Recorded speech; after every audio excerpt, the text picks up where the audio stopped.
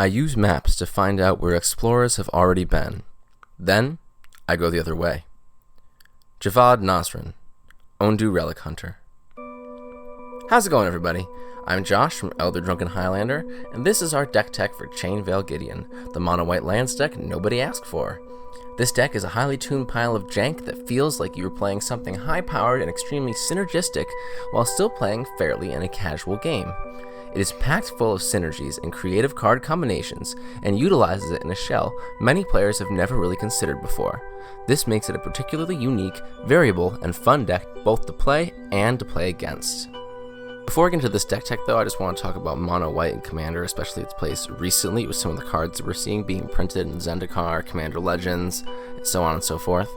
I think it has a bad reputation for being bad at two things, ramping mana and drawing cards. This is a mono white deck that breaks the stigma by doing exactly that, and personally I disagree that white's a bad color on its own. I think most players just don't want to play the white's strengths. And no, I'm not just talking about stacks and mass land destruction. I feel like a lot of players think that white is or should be about big angels, mass tokens, and other big splashy spells, and while those can work if you really tune for it, I don't think those are white's main strong point. White's strength is its synergies and ability to stay relatively low to the ground. I think there is a misconception that having big splashy, big mana spells is an important part of casual Commander, but in reality it's just one style of deck building. It is the easiest way to play, probably the most popular, and many would argue the most fun, but that doesn't mean it's the only way to go about it. Plenty of viable mono-white decks can win games at all levels of play, even without having to rely on stacks or mass land destruction, although personally I think those strategies should be valid too. That, however, is a topic for another video entirely. My point is, there's a ton of mono-white builds that can get there. You just need to adopt a different mindset when playing and building those decks than you would for, say, a Simic Good Stuff deck. This is one of those builds. Chainveil Gideon is a mono-white, land-based casual combo deck focused around mana lands, mana dorks, landfall triggers, and abusing Gideon Martial Paragon's +2 ability to untap creatures and generate value. It protects itself and grinds out card advantage while assembling either its combo or some other win in hand. We have an excellent recursion engine and a compact and powerful tutorable package of walkers that can help us at any point in the game. This deck is a hell of a lot of fun to pilot, and due to lack of tutors outside of Jeru and a few others, games with it are highly variable and a ton of fun to play. We abuse nearly every draw engine white has to offer and assemble loads of card advantage and can flood the board with creatures or sit behind responses depending on what the game requires. Now, while Chainveil Gideon is named after a Planeswalker and a Planeswalker-based combo, I wouldn't consider it a Super Friends deck. With the exception of Gideon, Jank, Paragon, all the walkers in this deck were carefully selected to serve as either answers to threats, sources of card advantage, or in very rare cases, backup win conditions. We will break down each one and their roles later in the primer. The main focus of this deck is the cards our walkers help us play around, our glorious manlands and mana dorks. By flooding the board with these guys and buffing them up with anthems and protagonist mans +2, we can often swing for victory without even having to use our combo. As with most EDH decks, we want to spend the beginning of the game building up our resources, play ramp spells such as Sol Ring or Goldmere, and slam down a card advantage engine or Jeru as early as possible to fetch one. Karn, Scion of Urza, is usually the best option for the early game, as he is cheap and essentially says draw card. But there are a few other good walkers to bring down early, depending on your opening hand. Once we have some kind of card advantage engine going, we can start doing the lands thing. Just spam lands onto the board, and try to hit the magic number for Field of the Dead. We have both regular and snow basics to help achieve this. Utilize landfall triggers to generate blockers, and keep yourself in the game, and always prioritize ramping and drawing cards over attacking or playing table police. Obviously, you should deal with major threats, but don't waste resources on stuff that won't delay your game plan. We don't have enough removal to be using it on our opponent's value pieces, and odds are in the late game we can outlast and out-resource most other decks. Eventually, we should reach critical mass either with creatures or mana, where we can just swing for the win. We have a lot of token generation and anthems that we can utilize to do this. Sometimes though, we can't swing for the win. Perhaps there's some donkus who keeps wiping our board, or maybe some loser across the table has a ghostly prison or something. Whatever the reason, you don't need to worry. Mono White Lands, aka Chainveil Gideon, still has its spicy namesake infinite combo. Chainveil Gideon. Our combo win con is generating infinite mana, infinite untaps, and infinite power and toughness using Gideon's Sexual Paragons +2 in conjunction with one of our Karns and the Chainveil. Let's break it down combo looted style right in the middle of this deck tech. To begin this combo, you need manlands and or mana dorks that can produce at least 4 mana. You also need the Chainveil, a way to turn it into a creature, and of course a decidedly male planeswalker like Gideon. Although, dual deck Nissa works for this combo too, Chandra. Just saying. First, activate all your manlands and tap your mana dorks and other relevant creatures. Then, turn the Chainveil into a creature and tap it as well. Now, +2 the incredible hunk to untap all your creatures, including the Chainveil, who is now a real boy. Retap your creatures to pay for the Chainveil and activate it. Activate Tap Me Daddy once more and begin your loop. Once you have achieved Infinite Gideon, you can end the loop anytime by ulting the Mighty Martyr Man and blowing out your opponents with creatures the size of Gideon's ego right before his friends died and his spark ignited. Oof. You can also mill to death with an animated Codex Shredder, draw your library with one of our many draw artifacts, burn people out with Ugin the Spirit Dragon, gain infinite life with Trading Post, or loop any spell you want using our draw engines, Codex Shredder, Trading Posts, or just by awakening Mistveil Plains or Conqueror's Galleon. There's a lot of ways to win. In addition to these win cons, we also have some backup methods of achieving victory. White Sun Zenith gives us an outlet for our oodles of mana and can be cast any turn we have mana left over since it shuffles itself. Conqueror's Galleon / Foothold lets us loop any spell we want. With enough mana we can awaken a Planar Outburst every single turn and slowly beat down the board with manlands. Pretty spicy.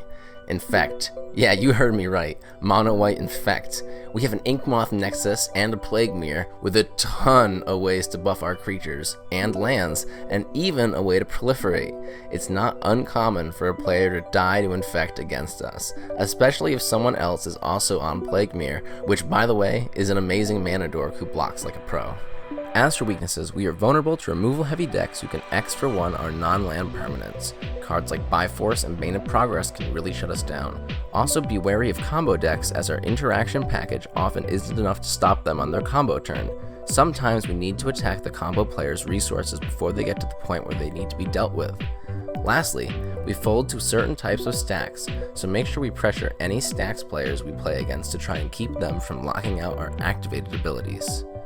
These are the 5 groups of cards that I want to showcase for this deck. The Walkers. We have a total of 8 Walkers in this deck, counting Kithian. Each one serves a purpose. Some act as tutorable removal, some act as combo enablers, and some act as card advantage engines. In the case of Gideon ally of Zendikar, we get to make Gideon is a martyr jokes, while having our Gideon ally repeatedly kill himself so we can loop his emblem. I once had 5 Gideon emblems on the field at once. Felt great. Not for Gideon. Myria Shepherd. This is our best card, no argument. My playgroup has learned to remove this immediately after it comes down, and if you build a deck like this, yours will too. We can use our landfall triggers to loop any number of cards, from simply getting value off of Wayfarer's Bauble, to spamming Gideon alts, to just rebuilding our board after a wipe. This card is amazing, especially coupled with other landfall cards. If I'm allowed to untap with the Myria Shepherd, it's either because someone exiled my graveyard, or the game is about to be over. The Manlands. These guys are resilient attackers and blockers who don't die to board wipes. They can also be tapped for mana and untapped for value using our Gideons. Attacking with them is our primary path to victory. Utility lands. These guys serve a variety of purposes for us, from netting value to defending our life total. I have carefully selected each land to serve a specific purpose. Field of the Dead in a mono white deck is especially noteworthy, but I have no issues hitting its conditions in this deck and churning out zombies every turn. The Ramp. White's been getting a surprisingly large amount of ramp lately, which has really made this deck start to pop off. Before 2020, I found myself tutoring for Knight of the White Orchid just because I desperately needed the lands. In 2020, I cut the creature tutors for more ramp, and it feels great. Also, by the way, Cartographer's Hawk does not suck, despite what a certain someone says. It's just really too narrow to run outside of like this deck and Soraya. I don't know. I think it's sweet. Notable exclusions. This is a weird landfall combo token deck hybrid, and because of that, a lot of cards that would work well for the combo or token aspect are left out since lands is our primary focus. To build a version of this deck, you may want to go all in on the combo or tokens instead of the lands, and in that case, you might want to consider these cards. Artifact Tutor Suite. Our combo is not our main focus, so I decided not to waste slots turning into it quickly. More anthems. I feel like we have plenty with what's already in the deck. If you like the tokens, you may want more. Armageddon and Faith's Reward.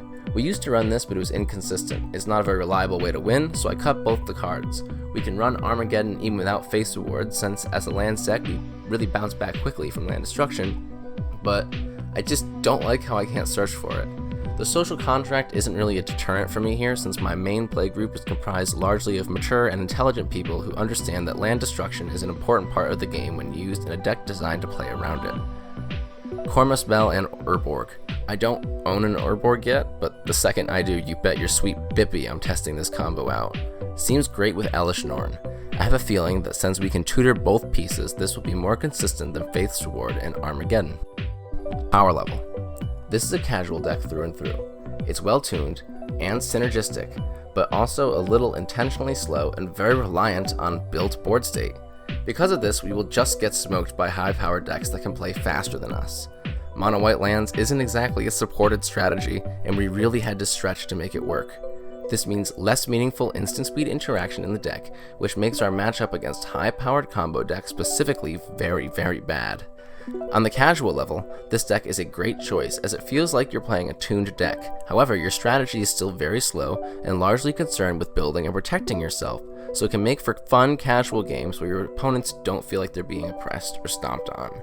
I really enjoy playing it against newer players, as all of its combos and wins are slow and projected, but sometimes inevitable, and it all feels very fair. People also enjoy the novelty of mono-white lands, which usually makes for fun play environments, and makes this deck a perfect choice to play in LGSs against strangers. To be honest, this might be my favorite deck to play right now. It just never gets old. Overall, Chainveil Gideon is a fun, silly, casual combo deck that can be adapted for many environments. Heck, if you wanted to power down, you can even swap Zero for Tomic. If you want to power up, it's a simple matter of adding better tutors, rocks, and dorks, and focusing more on the combo aspect. The deck grinds out wins using value engines and can flood the board in the late game with creatures and anthems. While our boy Gideon is tragically not alive to witness what this deck has become, I'm sure he would approve of what it is now. Rest easy, brother. I honor you still from beyond the veil.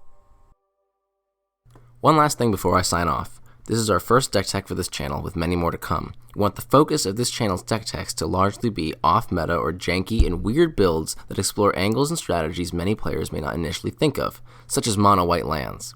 We would love feedback on our content, so please let us know how we are doing.